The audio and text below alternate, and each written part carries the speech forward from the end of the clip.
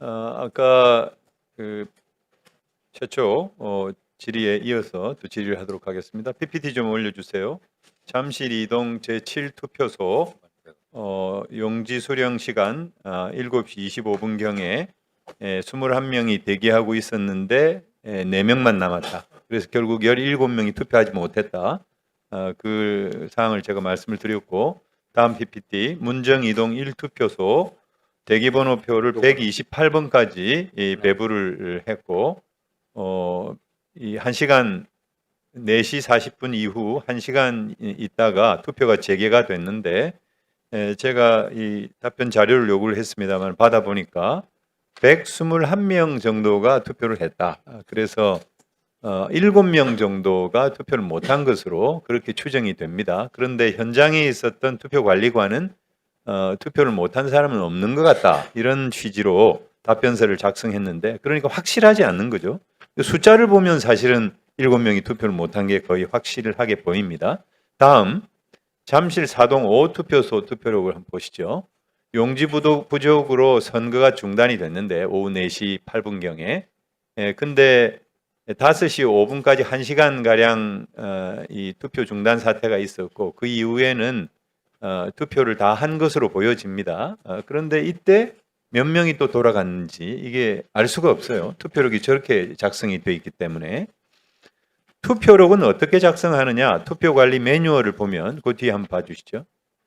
여기 매뉴얼 여기 빨간 그 박스 친 부분인데 굉장히 구체적으로 적게 되어 있어요. 굉장히 구체적으로. 특이사항은 깨알같이 빠짐없이 적도록 되어 있습니다. 어떤 사람이 와서 뭐 소란을 피우고 갔다. 투표 용지가 훼손이 돼서 그걸 맨 뒤로 돌려가지고는 사용하지 않았다. 아주 구체적으로 적게 되어 있는데, 그러면 왜 아까 그 잠실 사동 5투표소 같은 경우는 왜 저렇게 적었을까? 일단 교육을 잘 받지 못했다. 뭐 그런 측면도 있을 거고, 또 하나는 저게 다 그 일선 지방자치단체 공무원들이 하기 때문에 그냥 저렇게 부실하게 작성을 해도 누가 책임을 묻는 사람이 없는 거예요.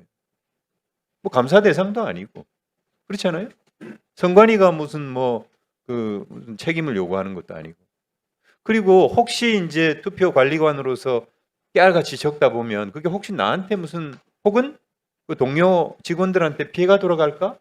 그러니까 저렇게 부실하게 적을 수밖에 없지 않겠는가 생각이 들어요. 그러니까 이건 구조적으로 굉장히 큰 문제가 있다 생각이 됩니다.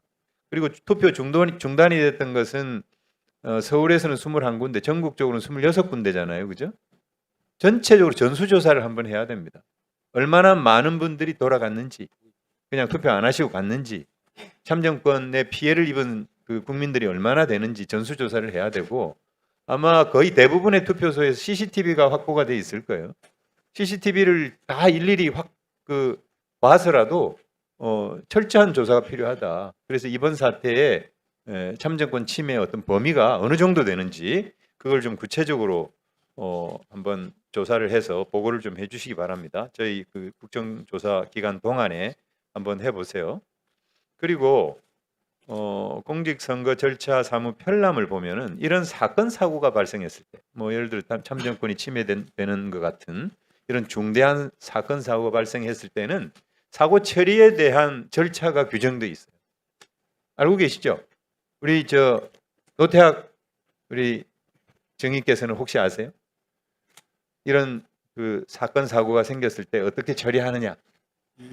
보신 적은 없겠지만, 근데 보시면 PPT 한번 보세요. 다 이게 돼 있습니다. 그리고 보고를 하게 돼 있어요.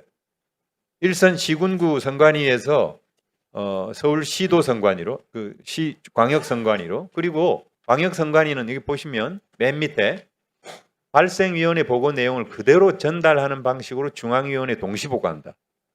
중앙위원회 동시보고하게 돼 있어요. 이게 시차가 날 이유가 없는 거예요. 저 편람에 따르면은 보고의 절차, 이런 사건 사고의 보고 절차를 지키지 않았다는 거예요. 그리고 최초에 우리 업무 보고를 할 때 우리 중선관위 사무총장 직무대리께서 컨트롤 타워 얘기했는데, 선관위에 이런 사건 사고가 났을 때 컨트롤 타워는 누굽니까? 중앙선관위 선거 상황실에서 해야 된다고 보입니다.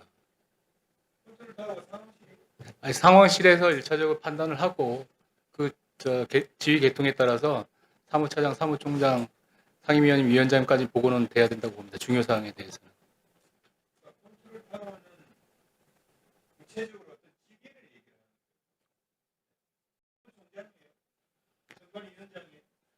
지금 현재 체제로는 선거 종합 상황실의 실장이라고 봐야 될 것 같습니다. 이번에 선거 정책실장이 맡았습니다. 네. 당초 선거 1국장이었다가 그 국민투표 동시 실시 부분이 저희들 준비를 하면서 선거 정책실장으로 상향을 시켰습니다.